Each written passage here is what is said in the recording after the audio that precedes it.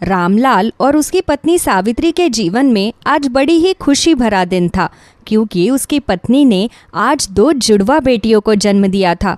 रामलाल की माँ और छोटी बहन भी उन दोनों बच्चियों के जन्म की खुशी में बड़े ही खुश थे। रामलाल की दोनों बेटियां अब 1 साल की हो गई थी, लेकिन जैसे ही वो दोनों थोड़ी बड़ी होने लगी तो उन दोनों की तबीयत बहुत ज़्यादा खराब रहने लगी।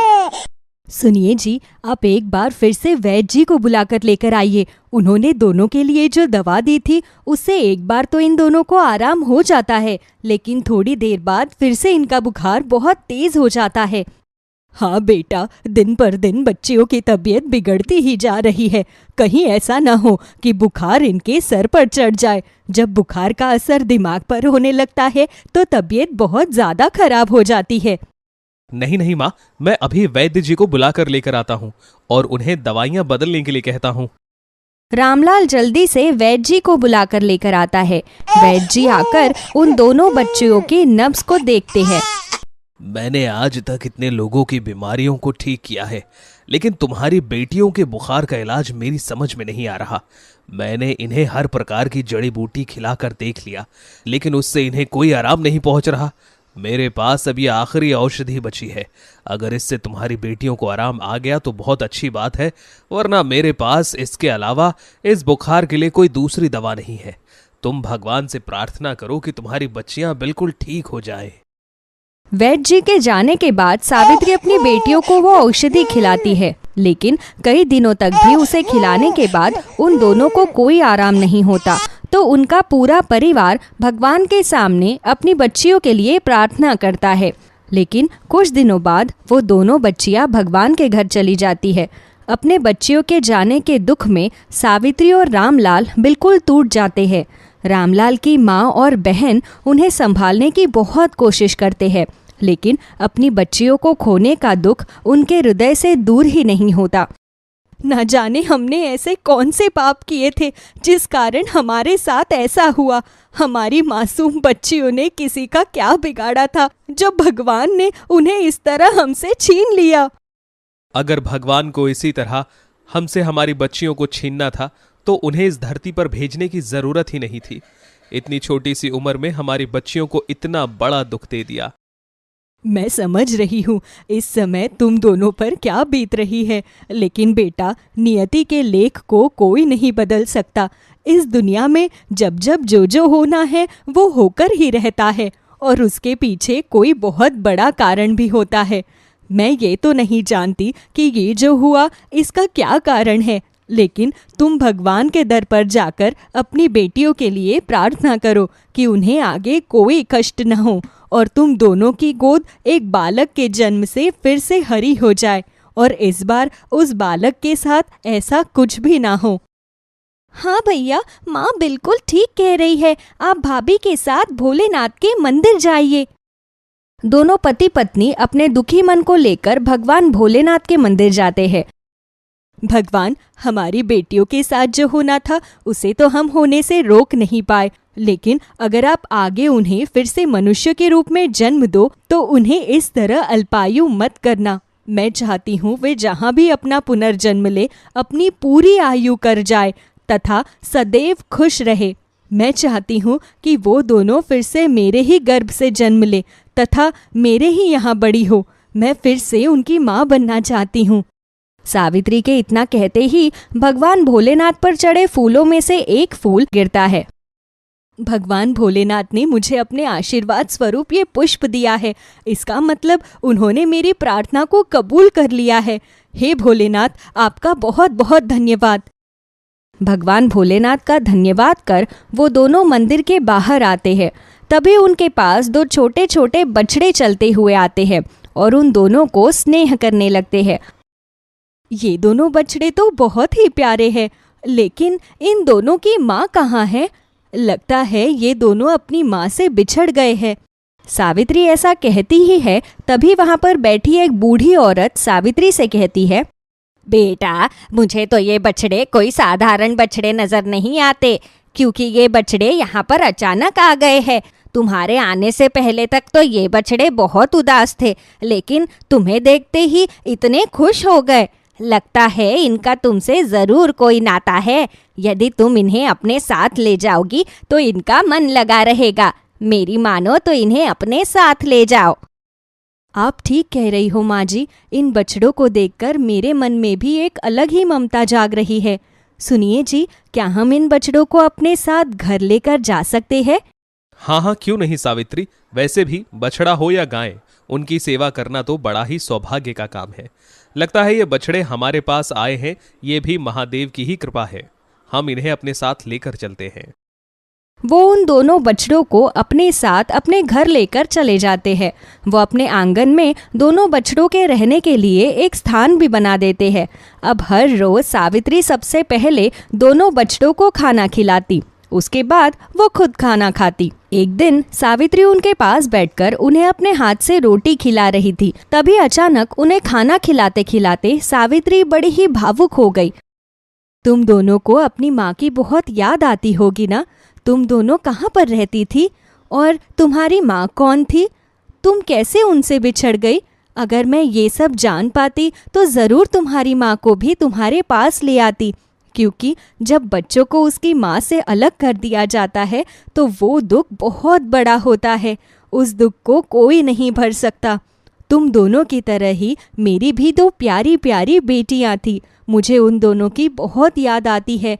काश वो दोनों फिर से मेरे पास आ सकती। सावित्री की बात सुनकर उन दोनों बछड़ों की आंखों में भी आंसू आ जाते हैं। तभी सावित्री उन दोनों को रोते हुए देखकर चुप हो जाती है। अरे मेरी वजह से तुम भी रोने लग गए? तुम दोनों चुप हो जाओ। तुम दोनों रो रहे हो तो मुझे बिल्कुल भी अच्छा नहीं लग रहा। सावित्री अपने हाथों से उन दोनों के आंसू पोंछती है तो वो दोनों भी सावित्री को अपनी गर्दन से बड़े ही प्यार से सहलाते हैं।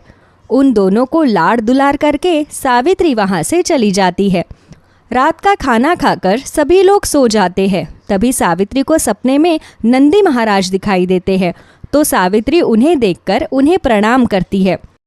सावित्री, ये कोई आम सपना नहीं है। तुम अपनी दोनों बच्चियों के दुख में बड़ी दुखी हो रही हो, लेकिन इसका कारण तुम्हारे ही कर्म है। लेकिन नंदी महाराज, मैंने तो आज तक जानबूझकर कभी भी किसी को कोई नुकसान नहीं पहुंचाया, ना ही कभी किसी के बारे में कुछ बुरा कहा, तो फिर मुझे मेरे किन कर्मों की सजा मिल रही है? ये जरूरी नहीं सावित्री कि जो कर्म तुम इस जन्म में करो उन कर्मों की सजा तुम्हें इसी जन्म में मिल जाए। कर्म का चक्र तो हमेशा घूमता रहता है। आज नहीं तो कल, इस जन्म में नहीं तो तुम्हारे अगले जन्म में तुम्हारे कर्म घूम कर तुम्हारे सामने आ ही जाते हैं। तुम्हारे साथ जो कुछ हुआ उसका नाता तुम्हारे इस जन्म से नहीं बल्कि तुम्हारे पिछले जन्म से है। पिछले जन्म में तुमने जानबूझकर नहीं लेकिन भूलवश एक नागिन के 2 बच्चों की हत्या कर दी थी, जिस वजह से वो नागिन तुम पर बड़ी क्रोधित हुई। उसी क्रोध और अपने बच्चों को खोने के दुख में उसने तुम्हें यह श्राप दिया कि तुम्हारे भी किसी न किसी जीवन में तुम्हारे साथ ऐसा ही हो। जब तुम्हारे बच्चों को तुमसे छीन लिया जाएगा तुम्हें भी मेरी तरह वो पीड़ा झेलनी पड़ेगी। इसीलिए तुम्हारे साथ इस जन्म में ये सब हुआ। किंतु नंदी महाराज, जैसे कि आपने कहा कि वो सब मुझसे अनजाने में हो गया था और अनजाने में ही गलती की एक क्षमा तो होती है ना? क्या ऐसा कोई मार्ग नहीं जिससे मुझे मेरी बेटियां फिर से मिल जाए? ऐसा हो चुका है सावित्री। जिस दिन तुम भगवान भोलेनाथ के मंदिर में आई थी उसी दिन भगवान भोलेनाथ ने तुम्हें अपना आशीर्वाद दिया। ये दोनों बछड़े कोई और नहीं बल्कि तुम्हारी दोनों पुत्रियां ही हैं जिन्हें महादेव ने तुम्हारे पास भेजा है। नागिन के बच्चों की मृत्यु के 1 वर्ष बाद पुनः अपने बच्चों की प्राप्ति हुई थी उसे।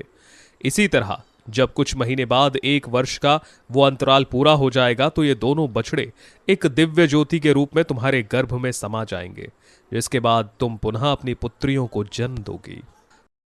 किंतु नंदी महाराज, जिस प्रकार पिछली बार मेरी बेटियों के साथ जो हुआ वो दोबारा तो नहीं होगा ना? अब अपनी बेटियों को किसी दुख में नहीं देखना चाहती मैं। नहीं सावित्री, इस बार ऐसा कुछ नहीं होगा, लेकिन नियति के कुछ लेख होते हैं। अब तुम्हारी दोनों पुत्रियां अपने कर्मों को अपने साथ लेकर आएंगी। अब तुम्हारे किसी कर्म का उन पर कोई भार नहीं होगा। नियति ने उनके लिए जो लेख लिखा है उसके अनुसार ही उनका जीवन भी व्यतीत होगा। तुम बिल्कुल भी चिंता मत करना। भगवान महादेव तुम्हारी पुत्रियों की रक्षा करें। इतना कहकर नंदी महाराज वहां से चले जाते हैं। वो सपना खत्म होते ही अचानक सावित्री की नींद खुलती है तो वो देखती है कि बाहर सूरज उग गया है। सुबह का सपना तो बिल्कुल सच होता है। इसका मतलब नंदी महाराज ने मुझे सपने में जो कुछ भी कहा वो बिल्कुल सच था। ये जानकर सावित्री बहुत खुश होती है और हर रोज की तरह अपने उन दोनों बछड़ों के पास जाती है। वो दोनों को खाना खिलाकर उन्हें बहुत लाड करती है। 1 वर्ष के अंतराल में अब जितना भी समय बचा है वो बस जल्दी से पूरा हो जाए तो मैं तुम दोनों को अपनी पुत्रियों के रूप में जन्म दूंगी। अब मुझे समझ आया कि मुझे तुम दोनों से इतना लगाव क्यों महसूस हो रहा था और तुम दोनों खुद चलकर मेरे पास क्यों आए थे। सावित्री के इतना कहते ही वो दोनों उसे सहलाने लगते हैं। कुछ महीने बाद 1 वर्ष का वो समय अंतराल भी पूरा हो जाता है, जिसके बाद वो दोनों बछड़े एक ज्योति के रूप में बदलकर सावित्री के गर्भ में समा जाते हैं। 9 महीने बाद सावित्री फिर से 2 स्वस्थ बेटियों को जन्म देती है, जो दिखने में बिल्कुल उसकी बेटियों जैसी ही थी। उनके घर में आने से सभी के चेहरों पर फिर से मुस्कान आ जाती है और भगवान महादेव के आशीर्वाद से सावित्री और उसका परिवार अब अपनी दोनों बच्चियों के साथ खुशी खुशी अपना जीवन बिताते हैं। बहुत समय पहले की बात है। 2 जुड़वा गाय बहनें जिनका नाम गौरा और गौरी था, बहुत दिनों बाद आपस में मिलती है। दोनों बहनें आपस में गले लगती है और उसके बाद वो घास के बड़े मैदान में बैठ जाती है। कैसी हो मेरी बहन? मैं तो बिल्कुल ठीक हूँ, तुम बताओ। अरे जो भी हूँ तेरे सामने हूँ, मैं एकदम मस्त हूँ। किस्मत का खेल तो देखो, बचपन साथ बिताया और फिर हम दोनों बहनें अलग हो गई और आज फिर किस्मत से हम दोनों मिल गई। और तुम बताओ क्या चल रहा है तुम्हारी जिंदगी में? क्या बताऊँ मेरी बहन, बस वैसा ही चल रहा है। लोगों की मदद करती रहती हूँ। अब जब जादुई गाय हूँ तो ये तो करना ही पड़ेगा। ये क्या, तुम इसके सिवा और कुछ भी नहीं करती हो? अरे मैंने तो बहुत कुछ किया है। तुम्हें पता है कितनी जगह घूमी हूँ मैं, बस क्या बताऊँ। भांति भांति के जानवरों से मिली, भांति भांति के लोगों से मिली और तुम्हें पता है अब तो मैं एक राजा के महल में बड़े आराम से रहती हूँ और मेरे पास बहुत सारी दासियाँ भी है। वो सब मेरा बहुत ख्याल रखती है। मुझे समय से खाना मिलता है और पानी भी मिलता है। क्या सच कह रही हो? तुम महल में रहती हो, लेकिन उसकी क्या जरूरत पड़ गई? पर तुमने ऐसा क्यों किया? तुम तो हमेशा से ही घूमना चाहती थी, फिर तुम एक महल में कैसे रह सकती हो? तभी तुम थोड़ी मोटी हो गई हो। अब तुम अपने ऊपर ध्यान नहीं देती हो। क्या कहा तुमने? क्या मैं मोटी लग रही हूँ? नहीं नहीं, तुम्हारी आंखें खराब हो गई है। मैं तो बिल्कुल वैसी ही हूँ जैसी आज से 5 साल पहले थी। चलो ये सब छोड़ो और बताओ अब तुम कहाँ रह रही हो? मैं तो एक गरीब किसान है उसके घर में रहती हूँ। उसे नहीं पता कि मैं एक जादुई गाय हूँ। वो मेरी बड़ी दिल से सेवा करता है और मुझे पता है मुझे उसके लिए कब क्या करना है। इसलिए मैं तो वहाँ बड़ी शांति के साथ रहती हूँ। मुझे भी समय से हरा चारा मिलता है, पानी मिलता है। गरीब किसान के घर में? तुझे क्या जरूरत पड़ी उस गरीब किसान के यहाँ रहने की? तूने उसे अपने जादू से अमीर क्यों नहीं बनाया? तूने मेरी तरह महल क्यों नहीं ले लिया? नहीं, मुझे तो शांति अच्छी लगती है और बस मुझे वहाँ पर रहना भी अच्छा लगता है। उनके घर में एक छोटी बच्ची है जो हर समय मेरे आगे पीछे खेलती रहती है। गौरा और गौरी दोनों ही जादुई गाय थी। गौरा को बचपन से ही बड़ी बड़ी बातें करने का बहुत शौक था, जिस कारण वो 5 साल पहले गौरी को छोड़कर घूमने निकल गई थी। उस समय पर गौरी ने उसे बहुत रोकने की कोशिश की। नहीं मेरी बहन, मत जाओ। यहाँ किस बात की कमी है? तुम चली जाओगी तो मेरे साथ कौन रहेगा? मैं तालाब का मेंढक बनकर नहीं रह सकती। मुझे घूमना फिरना पसंद है। ये बात तुम अच्छे से जानती हो। हाँ, मैं जानती हूँ, लेकिन फिर भी मैं चाहती हूँ कि तुम मत जाओ। तुम्हें पता है ना कि हमारे पास में क्या क्या खूबियाँ है। कोई हमारा फायदा भी उठा सकता है। किसी का क्या भरोसा है? मेरी बात मानो, कहीं मत जाओ। हम इस खुले मैदान में रहते हैं, कितना मज़ा आता है। ये नीला आकाश, ये धरती, सब कुछ तो हमारा है। नहीं, मुझे जाना है, मुझे घूमना है। चलो ऐसा करते हैं, 5 साल बाद हम दोनों यहाँ पर आकर फिर से मिलेंगी और उन 5 सालों में हमने क्या क्या देखा, क्या क्या किया उन सब के बारे में चर्चा करेंगे। गौरी ने बहुत रोकने की कोशिश की, लेकिन गौरा चली गई। और आज फिर 5 साल बाद दोनों बहनें यहाँ मिल रही थी और गौरी को ऐसा लग रहा था जैसे कि गौरा उससे कुछ छुपा रही है। दोनों बहनें बड़े मैदान में हरी घास चर रही थी। फिर वो आराम करने के लिए एक जगह बैठ जाती है। क्या हुआ, तुम बड़ी चुपचाप हो? कोई बात है तो मुझे बताओ, मैं तुम्हारी बहन हूँ, मैं किसी से कुछ नहीं कहूँगी। हमदर्दी के 2 बोल सुनते ही गौरा रोने लगी। मैं वापस नहीं जाना चाहती, मैं यहाँ रहना चाहती हूँ तुम्हारे साथ। ये दुनिया बहुत बुरी है, मैंने देख लिया है। सब अपने फायदे के बारे में सोचते हैं। ये तुम क्या कह रही हो? बताओ मुझे, क्या हुआ है तुम्हारे साथ? क्या बताऊं, तुमसे मिलने के बाद मैं दुनिया की सैर के लिए निकल गई। घूमते घूमते मैंने बहुत सारे लोगों की मदद की। फिर एक दिन मैंने जंगल में एक राजा को देखा जो बुरी तरह घायल था। मेरा मन पिघल गया और मैंने उसकी भी मदद की। उस राजा ने मुझे अपने महल में चलने के लिए बोला। मैं भी बहुत थकी हुई थी। सोचा कुछ दिन मेहमान नवाजी के मज़े लेती हूँ और मैं उसके साथ उसके महल में चली गई।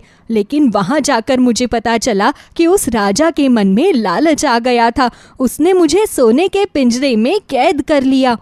लेकिन ऐसा कैसे हो सकता है? तुमने अपने जादू का इस्तेमाल क्यों नहीं किया? तुम उस पिंजरे को तोड़कर आज़ाद भी तो हो सकती थी। ओ मेरी बहन, मैंने बहुत कोशिश की, लेकिन मेरी सारी कोशिशें नाकामयाब हो गई। उस राजा ने किसी तांत्रिक से कहकर उस पिंजरे को बनवाया था, जिसने मेरी सारी जादुई शक्तियों को कम कर दिया। अब मैं अपनी शक्तियाँ तभी दिखाती हूँ जब राजा को मुझसे कुछ चाहिए होता। मैं उसकी कैदी हो गई थी और मैंने सोच लिया था कि अब मैं यहाँ से कभी भी आज़ाद नहीं हो पाऊंगी। तुम्हारे साथ बहुत बुरा हुआ। फिर बताओ, फिर क्या हुआ? तो वहाँ से कैसे निकली तुम?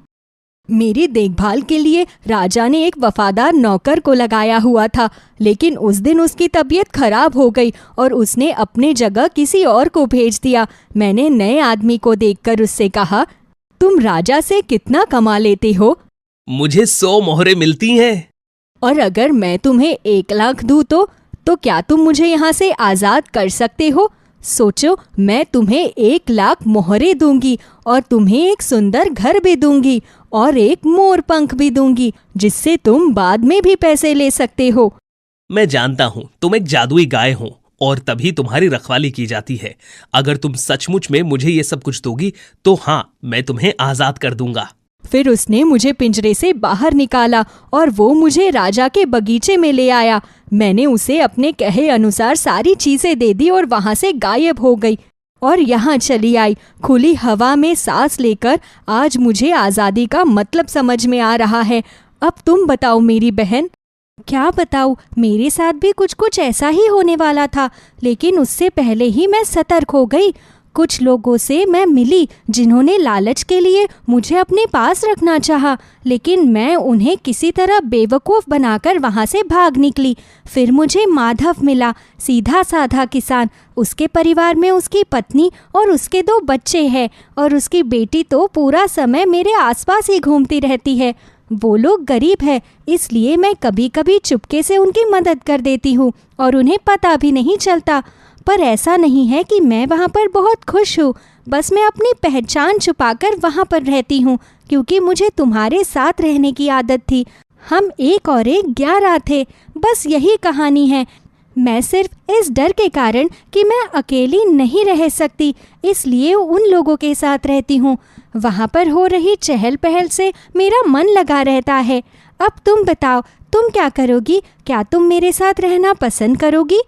कहाँ? तुम्हारे उस सीधे साधे किसान के घर पर? नहीं नहीं, मैं वहाँ नहीं रहना चाहती। मुझे फिर से घुटन महसूस होगी। हम यहीं रहते हैं ना, इस मैदान में। ठीक है, फिर मैं अपने कुछ फर्ज पूरे करके आती हूँ। उन लोगों के साथ मैंने काफ़ी समय बिताया है और मैं चाहती हूँ कि मैं यहाँ आने से पहले उन लोगों की मदद करूँ। कल हम दोनों बहनें यहाँ पर फिर से मिलेंगी। ये कहकर गौरी वहाँ से गायब हो जाती है और किसान के तबेले में जाकर खड़ी हो जाती है। लेकिन गाय वहाँ नहीं थी और फिर अचानक आ गई। ये किसान की पत्नी देख लेती है और फिर वो ये बात किसान को बता देती है। क्या तुम सच कह रही हो? हाँ बिल्कुल सच कह रही हूँ। मैंने तुमसे कहा था ना कि कई बार ऐसा हुआ है कि घर में कुछ भी नहीं होता था, फिर भी किसी ना किसी बर्तन में अनाज निकल आता था। और एक बार याद है तुम्हें पैसों की कितनी ज़रूरत थी, तब अलमारी में रखे हुए कपड़ों के बीच में से पैसे निकल आए थे, जबकि वो हमने वहाँ रखे भी नहीं थे। सोच क्या रहे हो? हमें इस गाय का फ़ायदा उठाना चाहिए। हम पल भर में अमीर हो सकते हैं, सबसे अमीर।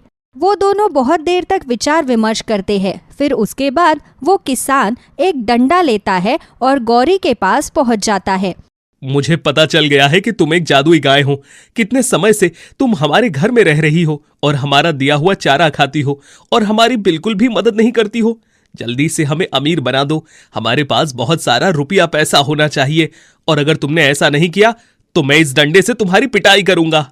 ओह, तो तुम्हें आज पता चल ही गया। अगर तुमने ये बात मुझसे प्यार से कही होती तो मैं अवश्य ही तुम्हारी मदद करती, लेकिन अब बिल्कुल भी नहीं करूंगी। तुम भी बुरे ही निकले। चले जाओ यहाँ से, मैं किसी को अमीर नहीं बना रही हूँ। सुनो जी, जैसे ही मुझे पता चला ये गाय जादुई है, मैं पंडित जी से ये विभूति बनवा कर ले आई हूँ। जल्दी से इस गाय के ऊपर डाल दो, ये हमारी बातें मानने लगेगी।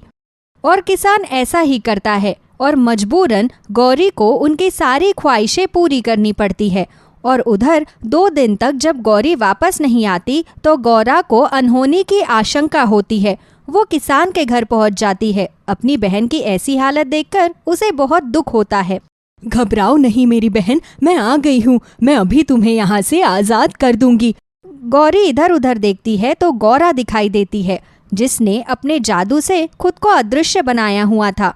गौरा उसे वहां से आज़ाद करके उसे बड़े मैदान में ले जाती है।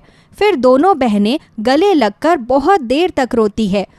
मेरी बहन, ये दुनिया बहुत मतलबी है। अपने लालच के लिए वो किसी भी हद तक जा सकती है। हम दोनों तो बस इस मैदान में ही खुश है। सच कहा तुमने, सब जगह घूमने के बाद आखिर अपना घर अपना ही होता है। ये नीला आसमान, बहती हुई नदी और ये घास का बड़ा मैदान। चलो बहन, हम दोनों यहाँ पर खुशी खुशी रहेंगे।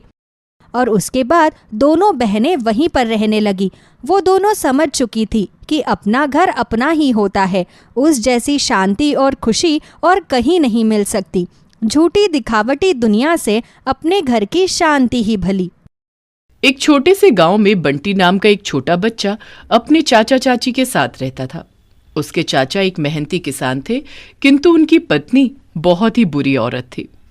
वो केवल अपने बेटे सनी से प्यार करती थी और बंटी को हर समय डांटती रहती थी। बेचारा छोटा बंटी हर समय डरा डरा सा रहता था। वो घर का सारा काम करता था और बाहर का भी। उसकी चाची सनी से कोई काम नहीं कराती थी और उसे अच्छी अच्छी चीजें भी खाने को देती थी। एक दिन की बात है। अरे बंटी, तुम आज स्कूल क्यों नहीं गए? गायों को खाना खिला रहे हो। ये काम तो तुम्हारी चाची का है। तुम्हें इस समय स्कूल में होना चाहिए था। बंटी बेचारा डर जाता है, क्योंकि उसकी चाची ने कहा था कि चाचा को कभी कुछ पता नहीं चलना चाहिए, कि तभी चाची वहां आ जाती है। मैं ही तो सारा काम करती हूँ। वो तो आज जरा मेरे सर में दर्द बहुत ज्यादा था, इसलिए मैंने बंटी से कहा कि गायों को चारा दे दे। अगर यही बात थी तो तुमने सनी को छुट्टी क्यों नहीं कराई? उसे भी काम के लिए रोक लेती। मुझे तुम्हारी आदत बिल्कुल भी पसंद नहीं है। बंटी अनाथ नहीं है, मत भूलो। उसका चाचा उसके साथ है। फिर वो बंटी से कहता है कि तुम्हें ये सब करने की कोई जरूरत नहीं है। तुम जल्दी से अपने स्कूल जाओ, क्योंकि तुम्हारी परीक्षा पास है। पर चाचा जी, बहुत देर हो गई है। जब तक मैं स्कूल पहुंचूंगा तो मैं लेट हो जाऊंगा। उसके चाचा उसे अपनी साइकिल पर बिठाकर स्कूल छोड़ आते हैं। स्कूल खत्म होने के बाद सभी बच्चे घर की तरफ जा रहे थे कि तभी बंटी को रास्ते में पड़ी हुई एक छोटी सी लाल कार दिखाई देती है, जिसका एक पहिया टूटा हुआ था। अरे वाह, कितनी सुंदर लाल रंग की कार है। अगर ऐसी बड़ी गाड़ी होती तो कितना मजा आता। अरे, इसका तो पहिया टूटा हुआ है। वो इधर उधर सब जगह देखता है, लेकिन उसे उस गाड़ी का पहिया कहीं दिखाई नहीं देता। तब वो एक पेड़ से एक लकड़ी तोड़ता है और उसे घिसकर उस कार के पहिए जितना लकड़ी का पहिया बनाकर उस कार में लगा देता है। और फिर वो उस कार को अपने बैग में डालकर खुशी खुशी घर चल देता है। ये उसको अब तक का मिला पहला खिलौना था। उसकी चाची हमेशा अपने बेटे के लिए खिलौने लेकर आती थी। बंटी के पास कोई खिलौना नहीं था। वो बहुत खुश था कि उसे आज ही कार मिली है। शाम को उसकी चाची खाना बनाने लगती है। वो सनी को प्यार से खाना खिला रही थी कि तभी बंटी वहां आता है। चाची, बहुत तेज भूख लगी है, मुझे खाने को कुछ दे दो। एक तो जब देखो ये खाने के लिए आ जाता है, ना जाने कितना बड़ा पेट है, जब देखो इसमें भरता ही रहता है। चाची उसे बची खुची रोटी खाने के लिए देती है। वो चुपचाप उस खाने को खा लेता है। रात को सभी सो रहे थे कि तभी सनी के पेट में बहुत तेज दर्द होता है। वो दर्द से बुरी तरह से चिल्ला रहा था। तुमने इसे ऐसा क्या खाने के लिए दे दिया? इतना भयानक दर्द, अब मैं इसे कहाँ लेकर जाऊं? आसपास कोई डॉक्टर भी नहीं है। बंटी भी सनी के लिए बड़ा परेशान हो जाता है। वो सनी को इस हालत में देखकर रोने लगता है और सोचता है कि काश उसके पास एक बड़ी गाड़ी होती तो वो अभी सनी को शहर ले जाता। कि तभी उसे एक आवाज सुनाई देती है, बंटी जल्दी से आओ सनी को लेकर, मैं तुम्हारा इंतजार कर रही हूं। बंटी इधर उधर देखता है, उसे कुछ दिखाई नहीं देता कि तभी उसे फिर आवाज आती है, अरे अरे उधर नहीं, आंगन में देखो, मैं यहां खड़ी हूं, जल्दी अपने भाई को लेकर आओ, उसकी तबीयत बहुत खराब है। बंटी भागकर आंगन में जाता है तो हैरान हो जाता है। उसकी वही गाड़ी आंगन में खड़ी हुई थी और उसका एक पहिया भी लकड़ी का था। अरे ऐसे आंखें फाड़ कर क्या देख रहे हो, जल्दी से सनी को लेकर आओ, उसे हॉस्पिटल लेकर जाना है। तुम एक जादुई कार हो, रुको मैं अभी सनी को लेकर आता हूं। बंटी जल्दी से अंदर आता है और अपने चाचा चाची से कहता है कि सनी को गाड़ी में बिठाकर उसे शहर लेकर जाना है। कौन सी गाड़ी बेटा? हमारे पास तो कोई गाड़ी ही नहीं है। चाचा वहां आंगन में देखो, वो लाल रंग की जादुई कार, हमें जल्दी से सनी को हॉस्पिटल लेकर जाना चाहिए। सभी लोग उस जादुई कार में सवार हो जाते हैं और जादुई कार हवा में बादलों से बातें करते हुए हॉस्पिटल के सामने जाकर रुक जाती है। चाचा और चाची दोनों जल्दी से सनी को अंदर ले जाते हैं। डॉक्टर से दवाई दिलाने के बाद वो सनी के साथ वापस आते हैं और फिर जादुई कार में बैठकर वो घर आ जाते हैं।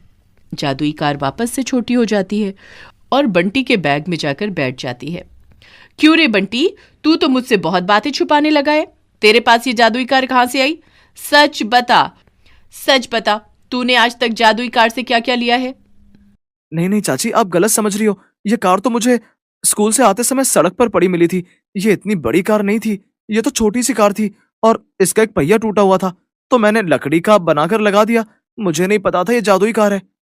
अरे तुम बंटी पर क्यों गुस्सा हो रही हो? तुम ये देखो ना कि उस कार ने हमारे बेटे की जान बचाई है। जाओ बंटी, बेटा तुम सो जाओ, तुम्हें सुबह स्कूल जाना है। लेकिन चाची के दिमाग में अभी भी वो जादुई लाल रंग की कार घूम रही थी। वो तरह तरह के मंसूबे बना रही थी कि किस तरह वो इस लाल जादुई कार का प्रयोग कर सकते हैं जिससे वो जल्दी से जल्दी अमीर हो जाए। अगले दिन सुबह, अरे बंटी बेटा, अपनी वो जादुई लाल कार तो दिखाना। बंटी अपने बैग से लाल कार बाहर निकालता है। फिर चाची उसे हाथ में लेकर देखती है और बंटी से कहती है, क्यों ना हम इस गाड़ी का उपयोग घर की आमदनी बढ़ाने में करें? गांव के लोगों को शहर जाने में बहुत दिक्कत होती है, तो तुम स्कूल जाकर क्या करोगे? इससे तो अच्छा है कि तुम इस कार से उन लोगों को शहर लाने ले जाने का काम करना शुरू कर दो। बंटी अपनी चाची से बहुत डरता था। वो चाची की बात मान लेता है। चाची सबको बता देती है कि उनके पास में एक ऐसी जादुई कार है जो उन्हें हवा में उड़ाते हुए शहर ले जा सकती है। सभी बड़े खुश हो जाते हैं।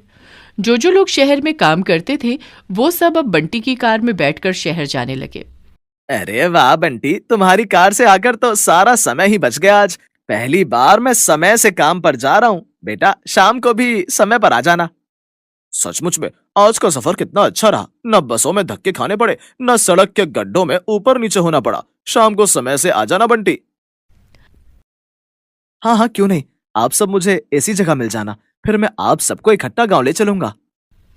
बंटी उदास होकर एक पेड़ के नीचे बैठ जाता है। तभी जादुई कार बोलती है, क्या हुआ बंटी, इन लोगों को तुमने टाइम से पहुंचा तो दिया है, फिर तुम इस तरह मुंह लटका कर क्यों बैठे हुए हो? मुझे ये काम करना बिल्कुल भी पसंद नहीं आया। मैं तो पढ़ाई करना चाहता हूँ, पढ़ लिख कर मैं एक अच्छा आदमी बनना चाहता हूँ। अगर मैं इसी तरह लोगों को ले जाने और लाने का काम करता रहूंगा तो फिर मैं अपनी पढ़ाई कब करूंगा? ये बात तो तुम बिल्कुल सही कह रहे हो, लेकिन तुम्हारी चाची तुम्हें पढ़ने नहीं देना चाहती। वो एक लालची औरत है। जैसे ही उसे पता चला तुम्हारे पास एक जादुई कार है, उसने तुम्हें काम पर लगा दिया। मुझे बहुत बुरा लग रहा है। आज की मेरी सारी क्लासेस छूट गई। तो तुम फिक्र क्यों करते हो? हम सुबह यहाँ लोगों को छोड़कर तुम्हारे स्कूल चलेंगे। इस तरह तुम्हारी पढ़ाई भी हो जाएगी और तुम्हारी चाची भी नाराज नहीं होगी। क्या सचमुच ऐसा हो सकता है? फिर तो मजा आ जाएगा। पैसा कमाकर चाची को दूंगा तो वो भी नाराज नहीं होगी और वहीं मेरी पढ़ाई भी हो जाएगी। बंटी जल्दी से जादुई कार में बैठ जाता है और जादुई कार चुटकी बजाते स्कूल के बाहर पहुंच जाती है। फिर वो जाकर अपनी क्लास लेने लगता है। ये देखकर सनी गुस्से में आ जाता है और बंटी से बोलता है, माँ ने तुम्हें काम पर लगाया था और तुम यहाँ आकर फिर से स्कूल में बैठकर पढ़ाई कर रहे हो। मैं तुम्हारी शिकायत माँ से लगाऊंगा।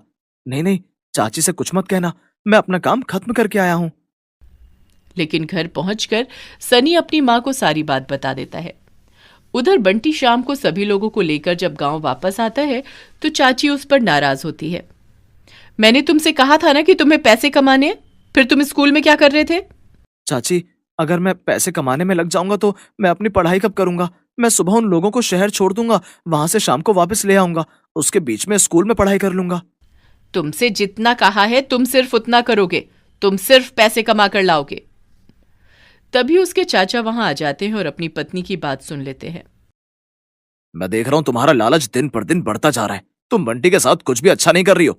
सोचो, अगर इसके पास में वो जादुई कार ना होती तो तब तुम क्या करती? मैं ऐसा क्यों सोचूं, जबकि हमारे पास एक जादुई कार है और हम बहुत सारा पैसा कमा सकते हैं। बंटी, तुम्हें कोई जादुई कार की मदद लेने की जरूरत नहीं है और ना ही पैसे कमाने की। तुम अपनी पढ़ाई पर ध्यान दो। अगर पैसे कमाने ही हैं तो उस कार को मैं चलाऊंगा। चाची को बहुत गुस्सा आता है, लेकिन वो चाचा की बात के आगे कुछ नहीं बोल पाती।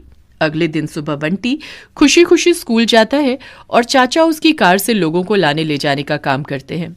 इस तरह वो खेतों में भी काम करने के लिए जाते और लोगों को इधर उधर ले जाने का भी काम करते, जिससे उनके घर की आमदनी डबल हो जाती है। बंटी के चाचा, तुम बहुत अच्छे इंसान हो। तुम्हें बंटी की बहुत फिक्र है, इसलिए मैं तुम्हारे साथ हूँ। मैं दिल से चाहता हूँ कि मेरे दोनों बेटे पढ़ लिख कर बड़े आदमी बने, और बंटी के लिए तो खासकर, क्योंकि मैं जानता हूँ मेरी पत्नी उसे बिल्कुल भी पसंद नहीं करती है। जादुई कार, तुम हमेशा बंटी के साथ रहना, उसे कभी किसी मुसीबत में मत फंसने देना।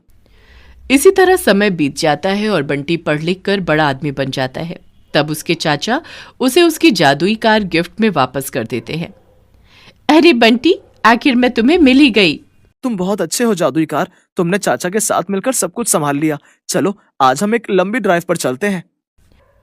और बंटी अपनी जादुई कार में बैठकर आसमान में बादलों से बातें करने लगता है।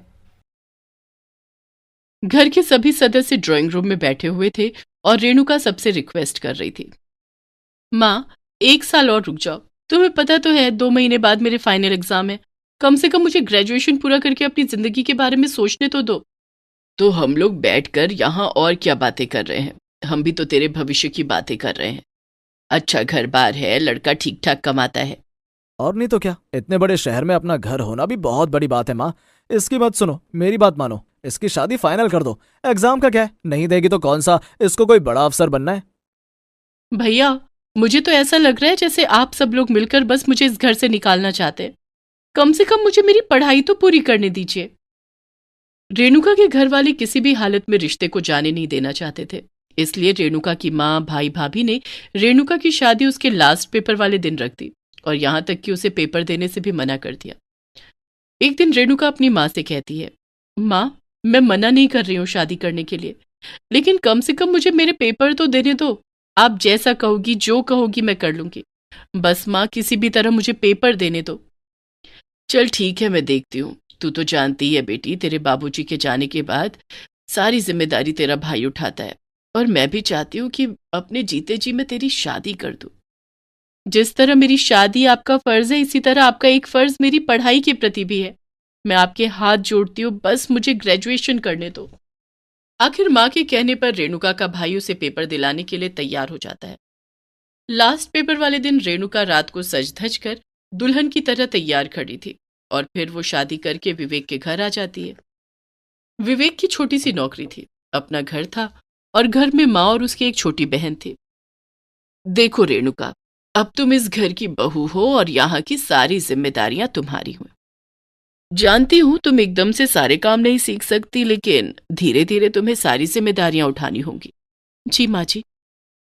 मनी मन रेणुका सोच रही थी कि 20 साल की उम्र में वो घर की जिम्मेदारियां उठाने के लिए पूरी तरह तैयार नहीं है, लेकिन फिर भी उसके कंधों पर इतनी जिम्मेदारियां आ गई हैं। रेणुका, मेरी तनख्वाह ज्यादा नहीं है।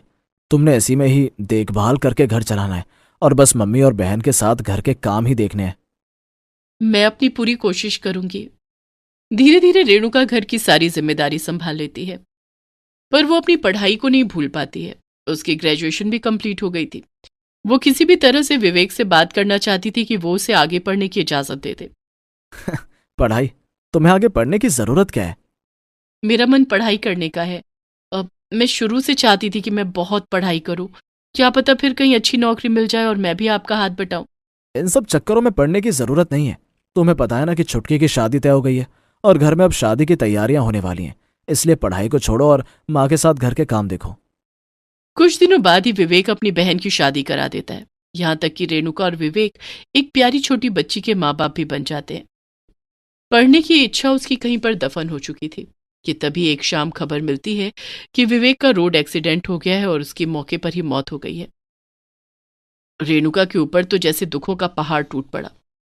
विवेक के मरने के बाद की सारी रस्में खत्म हो चुकी थी कि तभी रेणुका की ननद और सास रेणुका को सुनाने लगते हैं, मेरा जवान बेटा चला गया। अगर ये किस्मत वाली होती तो मेरे बेटे की उम्र लंबी होती। ठीक कह रही हो माँ, किस्मत वाली तो ये बिल्कुल भी नहीं है। देखो तो भैया चले गए, अब क्या होगा माँ? माँ, इसमें मेरा क्या कसूर है? जितना दुख आपको है उतना ही दुख मुझे है, और सबसे ज्यादा दुख तो छोटी बिटिया का है। देखो तो इसके सर से तो बाप का साया उठ गया। आप लोग इसके बारे में भी तो सोचो। हैं? इसके बारे में हम क्या सोचें? इसके बारे में सोचने का काम तेरा है, तू इसकी माँ है। रेणुका हैरान थी कि किसी के चले जाने से रिश्ते अचानक से कितनी जल्दी बदल जाते हैं। वो अपने मायके जाती है तो उसका भाई कहता है, देखो रेणुका, तुम्हें याद है ना मैंने तुम्हारी शादी पर कितना खर्च किया था, और उसके बाद भी जब भी तुम त्योहार पर आती हो तो मैं तुम्हें किसी चीज की कमी नहीं होने देता। लेकिन तुम खुद सोचो, तुम्हें अपने ससुराल वालों की हर बात माननी पड़ेगी। अब वही तुम्हारा घर है। भैया आप ये क्या कह रहे हो? मेरे ससुराल वालों ने सीधा सीधा कह दिया है कि अपना और अपनी बेटी का खर्चा खुद उठाओ। मैं तो कोई नौकरी भी नहीं करती। अब आप मुझे बताओ कि मैं क्या करूं? हाँ, देखो रेणुका, हमारे खुद 2 बच्चे हैं और उनकी पढ़ाई लिखाई का खर्चा कितना है। हम एक और खर्चा नहीं उठा सकते। अब तुम जानो और तुम्हारे ससुराल वाले जाने बस। रेणुका अपनी माँ की ओर मदद भरी नजरों से देखती है, लेकिन माँ भी रेणुका से कहती है, देखो बेटी, तुम्हारे बाबूजी अगर जिंदा होते तो वो तुम्हारे लिए कुछ ना कुछ कर देते। मैं तो खुद अब अपने काम नहीं कर सकती। सब कुछ तेरे भैया भाभी देखते हैं। बेटा, ससुराल वाले जैसा कहे वैसा ही करो। रेणुका जब घर वापस आती है तो उसकी सास कहती है कि तुम अपने लिए कोई नौकरी देखो। इस तरह घर में बैठकर कैसे चलेगा? जो पैसा था वो सब तो छुटकी की शादी में लग गया। अपनी छोटी सी बच्ची की तरफ देखकर रेणुका भी मन ही मन सोचती है कि उसे काम करना ही पड़ेगा। ये पैसे जो विवेक छोड़कर गया है, आखिर कितने टाइम तक उनका साथ देंगे? वो पास ही में एक स्कूल में नौकरी करने लगती है और कुछ ही दिनों बाद वहां पर उसकी एक सहेली बन जाती है जिसका नाम कोमल था। रेणुका, मुझे तुम्हारे लिए कभी कभी बहुत अफसोस होता है। मैंने देखा है तुम पढ़ाई में बहुत इंटेलिजेंट हो, कि सारी जिंदगी टीचर बनकर क्यों अपने भविष्य के साथ खिलवाड़ कर रही हो? तुम्हें पता है पीसीएस के फॉर्म निकलने वाले हैं, मैं भी भरूंगी। जानती हूँ कि मैं इतनी अच्छी पढ़ाई नहीं कर सकती, लेकिन फिर भी कोशिश करने में क्या जाता है। मेरी बात मानो, तुम भी वो फॉर्म भर दो। क्या पता किस्मत में अफसर बनना लिखा हो। हाँ, किस्मत मेरी बहुत बुरी है कोमल। तुम तो देख ही रही हो, जिंदगी में जो भी चाहा करने के लिए वो कुछ नहीं कर पाई। तुम्हें क्या लगता है ये फॉर्म भरकर मेरी किस्मत चमक जाएगी? देखो रेणुका, भगवान हर किसी को मौका देता है, और हो सकता है कि ये मौका तुम्हारे लिए ही हो। अपने आगे के बारे में सोचो, अपनी बेटी के बारे में सोचो। जिंदगी बार बार किसी को मौका नहीं देती है। फिर अगर उम्र निकल गई तो तुम किसी नौकरी के लिए भी अप्लाई नहीं कर पाओगी। शायद तुम सही कह रही हो, कोशिश करने में क्या जाता है। रेणुका और कोमल दोनों मिलकर फॉर्म भर देती हैं और स्कूल के बाद 1 घंटा पास ही की लाइब्रेरी में जाकर पढ़ाई करने लगती हैं। बिना कोचिंग के उन्हें ये पेपर की तैयारी करनी थी, इसलिए वो दोनों आपस में बहुत सारे टॉपिक पर बातें करती और उनके नोट्स बनाती और एक दूसरे की मदद करती। एक दिन पढ़ाई करते करते रेणुका काफी लेट हो जाती है और जब वो घर आती है, अरे ओ महारानी, घड़ी में देखो 4 बज रहे हैं, इतनी देर कहाँ लगा दी? घर परिवार की भी सुध है या नहीं है, या नौकरी करके हमारे ऊपर एहसान जता रही है? रेणुका ने घर पर नहीं बताया हुआ था कि वो पेपर की तैयारी कर रही है, इसलिए वो अपनी सास की कठोर शब्दों को सुनकर शांत रहती है और बोलती है, बस माँ जी, आज थोड़ा काम था स्कूल में, इसलिए प्रिंसिपल ने रोक लिया, आगे से देर नहीं होगी। हाँ हाँ, बस बस, बहुत हो गया, जा अब रसोई में जाकर खाना बना ले, सुबह से भूखी बैठी हुई हूँ। और अब इसका भी एडमिशन किसी स्कूल में करा दे, मेरे बस में नहीं है पूरा दिन इसको देखना। ठीक है माँ, मैं इसका अपने ही स्कूल में एडमिशन करा देती हूँ, मेरे साथ ही रहेगी। कभी कभी रेणुका सोचती है कि रिश्ते कितने जल्दी बदल गए। भाई ने तो उसके बाद कभी जानने की कोशिश ही नहीं की कि बहन है भी या नहीं। ननद आती तो हर समय अलग अलग तरह की डिमांड करती और कहती कि भाई होता तो मुझे ये देता, भाई होता तो मुझे वो देता। रेणुका को जितनी सैलरी मिलती उसमें से कितना कुछ सामान वो अपनी ननद को खुश करने के लिए दे देती। उसे हर वक्त ये जताया जाता कि विवेक की मौत की जिम्मेदार केवल वही है। रेणुका अपनी बेटी का एडमिशन अपने ही स्कूल में करा लेती है। अब वो अपनी बेटी के साथ ही पीसीएस की तैयारी भी कर रही थी, पर कोमल हमेशा उसका साथ देती और उसे आगे बढ़ने के लिए बढ़ावा देती। कभी कभी सोचती हूँ कोमल, अगर तुम्हारी दोस्ती मेरे साथ ना होती तो मैं क्या करती। अब बस पेपर होने वाले हैं, तू उस पर ध्यान दे। देखते ही देखते पेपर का समय आ जाता है। दोनों दोस्त मिलकर एग्जाम देती हैं और उसके बाद के जितने भी पड़ाव आते हैं उन्हें भी वो बड़ी सफलतापूर्वक पूरा कर लेती हैं। अब उन्हें इंतजार था तो बस रिजल्ट का। एक दिन सुबह सुबह रेणुका के फोन की घंटी बजती है।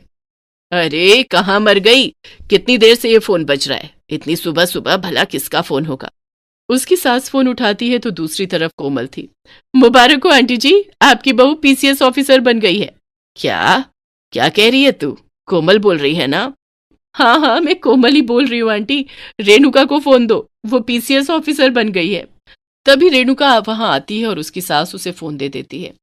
फोन पर अपनी नौकरी की बात सुनकर रेणुका खुश हो जाती है। वहीं कोमल की भी नौकरी लग गई। माँ जी, मैंने पीसीएस का एग्जाम दिया था, उसमें मेरी नौकरी लग गई है, अब मैं सरकारी ऑफिसर बन गई हूँ।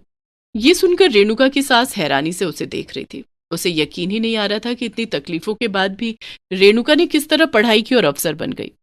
रेणुका के भाई भाभी और माँ को जब ये पता चला तो वो भी रेणुका से मिलने के लिए आते हैं। मैं तो शुरू से जानता था कि तुम में इतनी काबिलियत है,